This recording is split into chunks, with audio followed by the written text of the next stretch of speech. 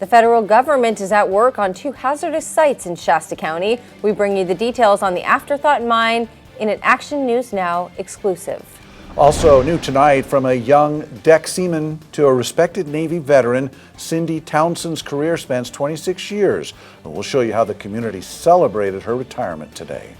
And new tonight, protesters in Chico join a national movement. We show you more on the protest that happened locally. Covering Northern California. You're watching Action News Now. Coverage you can count on. Tonight in an Action News Now exclusive, we shine a light on 2 sites in Shasta County so toxic that the federal government is taking action. Action News Now reporter Emilio Del Carpio investigates the situation at Ingot and the Afterthought mines. Surrounded by rugged beauty on the outskirts of Shasta County, you'll find the tiny town of Ingot. With a population of fewer than 30, Ingot used to be home to many miners. Today, it's home to the Afterthought mine. Labeled a Superfund site by the EPA in 2024, it's a land so contaminated it will need long-term federal oversight. The Gold King mine in Colorado about 10 years ago made us kind of re-examine other mines in the area, and we kind of looked at this and said there's the potential to have like a significant event, a blowout. It is bad enough to be considered a Superfund site. Hillenbrand says it's oozing known carcinogens such as cadmium, one of the most dangerous toxic metals. Hillenbrand says a full cleanup is still years away, with extensive studies needed before any major work begins. We're really making sure we're doing it right. It says we could come and build a system that's designed for 10 gallons a minute coming out, and then in the spring 100 gallons come out and just flush it into the creek, and we have to start all over again. His estimates show about 50 pounds of iron enter Little Cow Creek every day.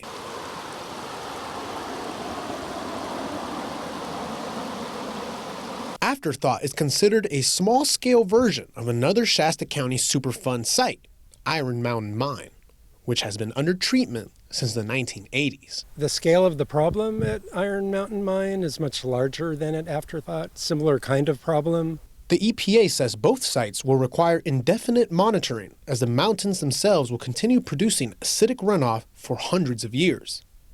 In Shasta County, Emilio Del Carpio, Action News Now.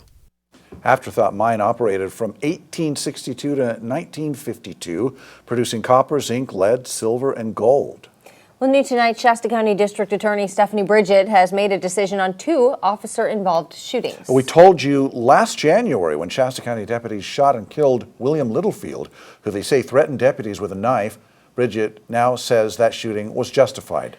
Officials say Littlefield's dad first called for help January 1st, reporting his son was having a psychotic episode.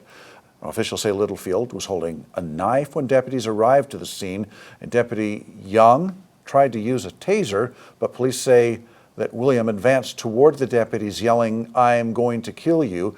Deputies say Sergeant Gusas and Deputy Jerkovitz then fired their guns at Littlefield, who they say they were fearing for their lives. Medical aid was given, but Littlefield died from his injuries. Plus, District Attorney Bridget also found that the 2024 Reading officer-involved shooting was also justified.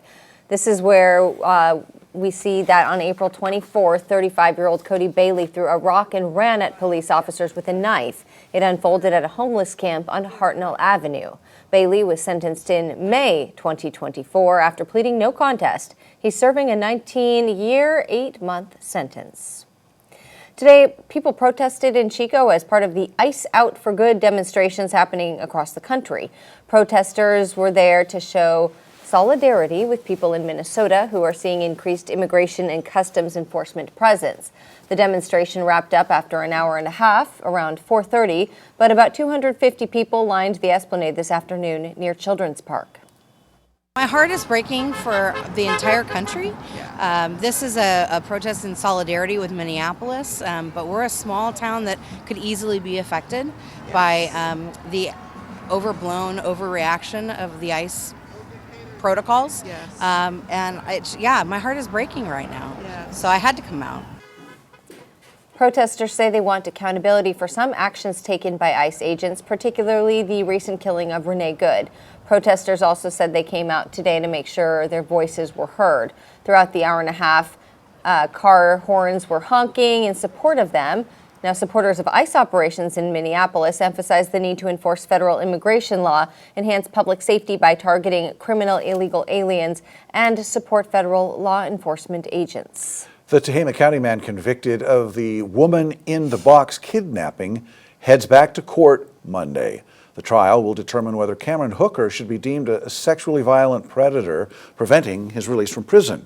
In 1985, Hooker was sentenced to 74 years for kidnapping, raping, and torturing Colleen Stan. She had been confined in a box as a sex slave for 7 years. The case will be heard in San Mateo County Superior Court in Redwood City. That's the county where the original trial was held because of pre-trial publicity in Tehama County. Well, we have time-lapse video now from the Sutter Buttes camera, thanks to Alert California.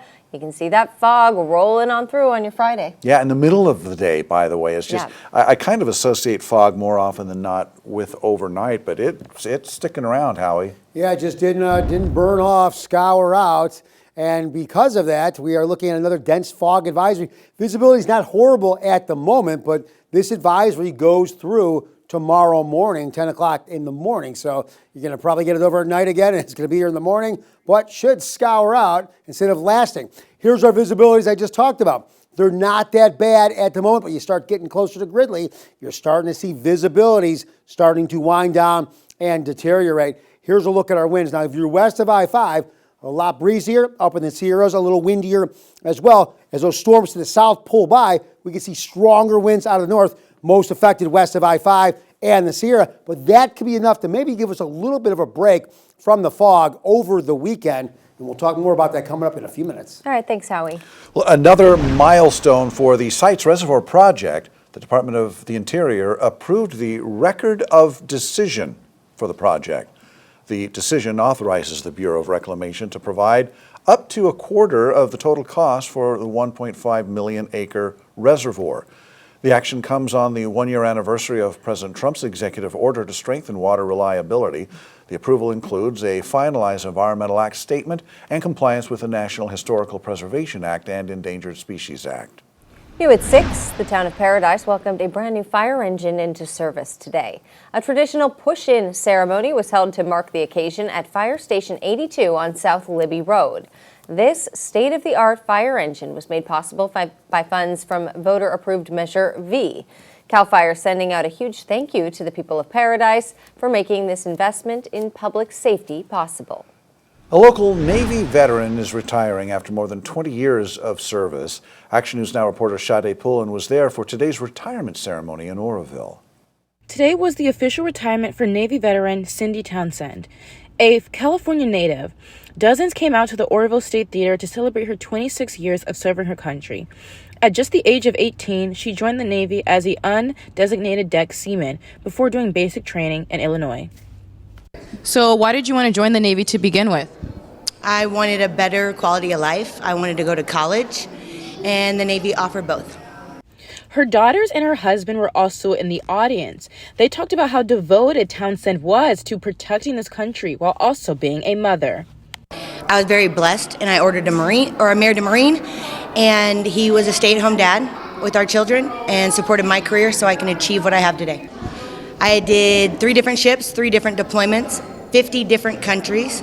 Townsend says that Thailand was her favorite country to be deployed to. Reporting in Oroville, I'm Sade Pullen with Action News Now. And she says she will enjoy her retirement by focusing on her family and children. A memorial for Congressman Doug LaMalfa will be held tomorrow at the Silver Dollar Fairgrounds. More than 3,000 people are expected to attend the service, from local leaders to Governor Newsom and House Speaker Mike Johnson. That's why it will be a high-security event that requires a lot of preparation. The memorial begins at noon, but the parking lot opens at 9:30, the gates open at 10, and there will be no street parking on Fair Street between East Park Avenue and 23rd Street from 7 a.m. to 7 p.m. At the federal level, our Capitol Police and obviously the California Highway Patrol and local sheriffs and and allied agencies from Northern California. But I can tell you this will be a safe and secure event for all who attend and for all the dignitaries who will be participating. You'll need your ticket as well as a government-issued photo ID to get in. No large bags will be allowed and small purses will be checked. Reed encourages you to arrive early to account for security screenings. Congressman LaMalfa died January 6th following a medical emergency and surgery. He was just 65 years old. Action News Now will stream the memorial tomorrow on our Facebook page, and we will bring you a full report tomorrow at 6 and 11 p.m. A new wellness clinic is now open in Chico with the goal of reducing barriers to health care for agriculture workers as well as local residents. United Ag held a ribbon cutting this week to celebrate becoming a member of the Chico Chamber of Commerce. United Ag is a member-owned agricultural trade association providing healthcare, advocacy, and clinic services through regional wellness clinics. It's located at 1074 East Avenue, Suite Q. Today in Butte County, 2 campfire survivors received the gift of a new home. Tragedy struck high school sweethearts Katerina and Peyton in 2023 when Peyton was involved in a serious car crash that left him a paraplegic. Katerina became a full-time caregiver. Peyton's parents built them a large studio above their barn with a mechanical lift, but if there were ever power issues, Peyton could be stuck either upstairs or down. Habitat for Humanity's executive director says this new home will solve that accessibility issue. So they're living in Taylorsville in a modified house there that the family is helping them with, but it really isn't ideal for him. So this house will be modified and adaptable for him. We'll be able to make the house accessible for him and make it easy for them to be able to afford this house. The house will have 2 bedrooms and bathrooms. No date yet for a groundbreaking, but Bateman says that's going to happen very soon. Big smiles on the faces there too, so good for them. Yep, congratulations. Well, this weekend is bringing local veterans together. We'll show you how to take part. Plus, an arrest after a crash in Oroville. We'll have new video.